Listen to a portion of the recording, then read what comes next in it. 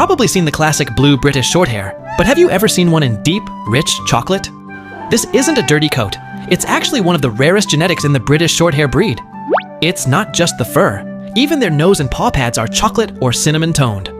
To be a true chocolate BSH, the color must be perfectly solid and even, without a single white spot or tabby pattern. Why is it so rare? It's because the chocolate gene is recessive.